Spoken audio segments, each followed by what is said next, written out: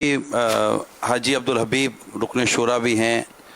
اور میں چاہوں گا کہ ان سے ہم کچھ جو پلین کریش ہوا اس میں جو شہید ہوئے ہیں ان کے نماز جنازہ بھی ہوئی ہیں، تو غالباً 2 جگہوں سے عبدالحبیب بھائی ہو کر آئے ہیں، تو کچھ تفصیلات اگر وہاں کے متعلق آپ بتانا چاہیں عبدالحبیب بھائی۔ صلو علی الحبیب صلی اللہ تعالی علی محمد صلی اللہ علیہ وسلم۔ ابھی رات 11 بجے 2 جنازے تھے ہمارے، محمد سلیم اتاری اور محمد اسامہ اتاری، یہ امیر اہل سنت کے مرید بھی تھے اور یہ دونوں باپ بیٹا تھے، اور ان کا جنازہ بھی ہوا اور بڑی تعداد میں لوگ تھے، مجھے پڑھانے کی سعادت ملی، دیگر اراکین شورا بھی وہاں تھے۔ ان سب کی اس بار عمرے کی ٹکٹس بھی بک تھیں، رمضان میں تقریباً ہر سال جاتے تھے، وہاں افطار کا اہتمام بھی کرتے تھے، اور ماشاءاللہ کافی ان کا مذہبی ماحول تھا، بڑا رقت بھرا ماحول تھا وہاں جنازے میں، کئی آنکھیں اشک بار تھیں۔ پھر اس کے بعد میری اس جنازے کے بعد جانا ہوا، ہمارے بہت ہی پیارے دعوت اسلامی کے ساتھ بھی بڑا تعاون کرتے ہیں، امیر اہل سنت جانتے بھی ہیں، حاجی یحییٰ پولانی اور حاجی طارق پولانی صاحب کے گھر جانا ہوا، تو ان کے بڑے بھائی حاجی زکریہ پولانی صاحب کے بیٹے زین پولانی اور ان کی زوجہ اور 3 بچے، یہ پوری فیملی اس جہاز میں تھی، اور ان سب کا انتقال ہوا۔ 5 افراد ایک ہی گھر کے، 3 چھوٹے بچے تھے، اور ان کی جو کہانی ہے، یعنی مطلب کیسے بندہ موت کے وقت وہاں پہنچتا ہے، یعنی یہ جو فیملی تھی یہ لندن میں تھی اور 2 مہینے سے یہ کوشش کر رہے تھے پاکستان آنے کے لیے، اور یہ جو لاک ڈاؤن سچویشن تھی تو فلائٹ نہیں مل رہی تھی، 2 مہینے بعد ان کو فلائٹ ملی، تو فلائٹ لاہور کی ملی، یہ فیملی لاہور پہنچی، زین بھائی فیملی کو لینے کے لیے یہاں سے لاہور گئے، اور اب یہ سب عید بنانے کے لیے اسی فلائٹ سے کراچی آ رہے تھے۔ اس کے بعد میں ایک اور گھر میں گیا، وہ بھی ہمارے ان کا نام شبیر، غالباً شبیر اتاری تھے، حافظ شبیر، اور ان کا بھی بڑا ہی عجب معاملہ ہوا۔ 15 رمضان تک انہوں نے یہاں پر تراویح پڑھائی، اور تراویح پڑھانے کے بعد وہ امریکہ کے لیے روانہ ہوئے، وہاں ان کی نئی جاب لگی تھی، قطر پہنچ گئے، اور قطر سے ان کو بتایا گیا کہ آپ امریکہ نہیں جا سکتے کیونکہ آپ کے پاس امریکہ کا پاسپورٹ یا ریزیڈنس ویزا ہوگا تو آپ جا سکتے ہیں، ان دنوں لاک ڈاؤن سچویشن میں وزٹ ویزا والا امریکہ میں داخل نہیں ہو سکتا۔ اب قطر سے ان کو واپس بھیجنا تھا، تو واپس بھیجنے کے لیے پیسنجر فلائٹ نہیں تھی، تو یہ میں نے بھی پہلی بار سنا ہے کہ کارگو فلائٹ کے اندر جس میں سامان آتا ہے، اس فلائٹ میں ان اکیلے کو بٹھا کر لاہور بھیجا گیا، اور یہ لاہور پہنچے تو جو پیسنجر فلائٹ میں لوگ آتے ہیں ان کو تو کئی دن کوارنٹائن کیا جاتا ہے، کارگو فلائٹ کی وجہ سے ان کو کوارنٹائن 1 آدھ دن رکھا گیا، ٹیسٹ کیا گیا، اور جمعے والی فلائٹ میں ان کو بٹھا دیا گیا۔ یہ حافظ قرآن تھے، روزہ رکھ کر یہ اس جہاز میں بیٹھے تھے، اور پھر افطار سے پہلے یہ سارا معاملہ ہو گیا۔ تو میں تو جو کیفیت دیکھ کر آ رہا ہوں اس وقت، جو گھر میں کیفیت ہے، اچھا اب کئی امیر اہل سنت سے یہ بھی بات کرنی تھی، ایک تو سب نے دعاؤں کے لیے یقیناً کہا ہے، آپ کر بھی رہے ہیں اور مزید فرمائیے گا، اور اب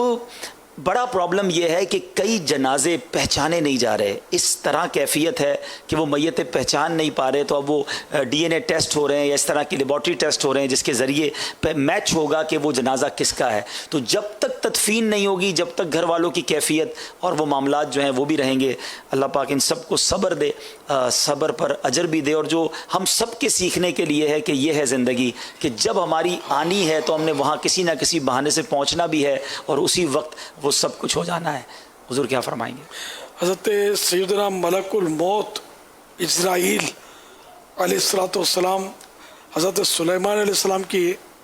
بارگاہ میں حاضر تھے، اور ایک شخص کو غور سے دیکھ رہے تھے، تو وہ شخص گھبرایا کہ یہ مجھے کیوں دیکھ رہے ہیں، تو پتہ نہیں تھا یہ ملک الموت ہے، یہ کیوں، اور ان کو اس طرح کیفیت بنی تو انہوں نے حضرت سلیمان علیہ السلام کو فرمایا، عرض کیا کہ حضور آپ ہوا کو حکم دیں مجھے دور ہند میں پہنچا دے، ہند۔ تو حضرت سلیمان علیہ السلام نے ہند میں اس کو ہوا کو حکم دیا، ہند میں ہوا نے پہنچا دیا۔ پھر ملک الموت علیہ السلام وہاں سے تشریف لے گئے، جب دوبارہ حضرت سلیمان علیہ السلام کی بارگاہ میں وہ حاضر ہوئے تو سلیمان علیہ السلام نے فرمایا کہ اس کو کیوں اتنا تم گھور کے دیکھ رہے تھے آپ؟ تو کہا کہ میں سوچ رہا تھا کہ اس کی موت کا وقت قریب آ گیا ہے، اور مجھے حکم ہے کہ میں ہند کی سرزمین پر इसकी रूह कब्ज करूं, और ये तो आपके पास बैठा हुआ है। इतने में खुद ही उसने कहा कि मुझे हिंद, ये आपने उसको हिंद भेज दिया, हवा उड़ा के ले गई इसको, और मैं भी वहाँ पहुँच गया, और जिस जगह का मुझे हुक्म था मैंने उसकी वहाँ रूह कब्ज कर दी। अल्लाह अल्लाह। तो ये है वो जो लाहौर का, और आपने बताया ना, तो मुझे ये हिकायत याद आ गई। मौत जहाँ लिखी है, मिट्टी देते ना, मिनहा खलकनाकुम, हमने तुम्हें इसी से पैदा किया, व फीहा नुईदुकुम, और इसी में लौटाएंगे, व मिनहा नुखरिजुकुम तारतन उखरा, और तुम्हें इसी से दोबारा उठाएंगे। और जिसकी जहां मिट्टी होगी वहां पहुंचना है। प्यारे आका सल्लल्लाहु तआला अलैहि वसल्लम का जो जिस्म मुबारक है, अगरचे मेरे सरकार की ज़ात नूर है, लेकिन जो बदन मुबारक है उसमें मिट्टी का इस्तेमाल तो है। तो आला हज़रत फरमाते हैं कि जिस मिट्टी से सरकार सल्लल्लाहु तआला अलैहि वसल्लम,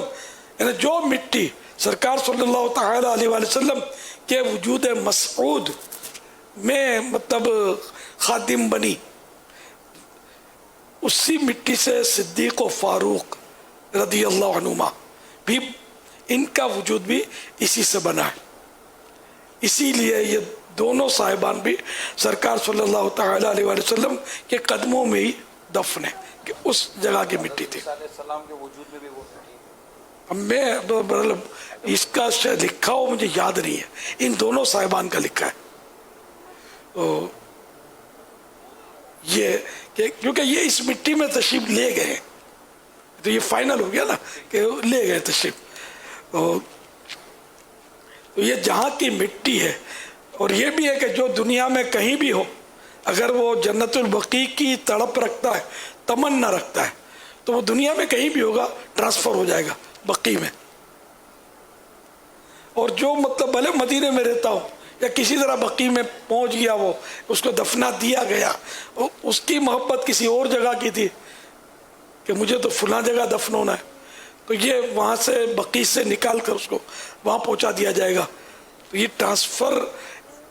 ये मुंतकिली का सिलसिला भी होता है कब्रों में। पर अल्लाह करीम हमारे हाल पर रहम फरमाए। अपनी तो वो आखिरी जो फाइनल एड्रेस मेरा नोट कर लें, फाइनल एड्रेस जन्नतुल बकी इंशाअल्लाह, अहले बैत के कदमों में, जहाँ सैयदी कुतुब मदीना भी अहले बैत के कदमों में ही है, बीबी फातिमा वगैरह के रज़ी अल्लाह तआला। तो मेरा फाइनल एड्रेस वही है इंशाअल्लाह। अब मेरी तमन्ना है, अब दुनिया में कहीं भी मरूंगा, अल्लाह करे कि मैं वहाँ ट्रांसफ़र हो जाऊँ मेरे आका के कदमों में, काश। लेकिन कुछ पता नहीं कि अल्लाह ताला की खुफिया तदबीर क्या है। अच्छी तमन्ना करने में पैसे तो नहीं लगते। ज़मीं थो